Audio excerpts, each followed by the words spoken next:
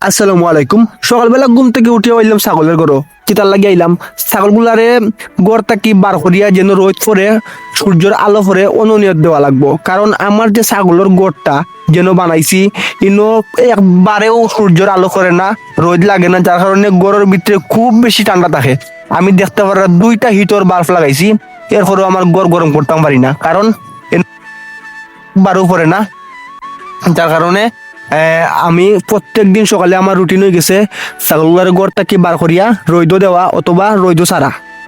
আর আমার ছাগলগুলা চৌধুরী সাহেব, আপনি অনেকের ছাগল দেখছি সারিয়া দিলে খাইয়া দাইয়া গড় আইও, আর আমার গুলা যদি সারিয়া দেই দেখবানে ট্রেনের রাস্তা টানলে বাইপাসও বাপ রে বাপ, কাটি কাটি গাছ দেওয়া লাগে, কাঠিয়া না দিলে খাইতো না, আস্তা দিলে অর্ধেক খাইবো আর তিন ভাগের এক ভাগ খাইবো আর 2 ভাগ নষ্ট করবো।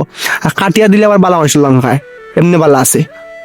এখন আমি গড়টা ছাগলগুলো বান্ধিয়া গড়টা সম্পূর্ণ পরিষ্কার করা লাগবো, কারণ বাপরে বাপ যে কম্বলগুলা নিচে দেই কম্বলগুলার অবস্থা খারাপ, মুতিয়া আগিয়া বাপরে বাপ কি আরাম পাইছো এখন দেখরা নেই। এখন কম্বলগুলার রৈদ দেওয়া লাগবো দইয়া, আর গড় সম্পূর্ণ পরিষ্কার করা লাগবো, গরম নিচ পরিষ্কার করা লাগবো।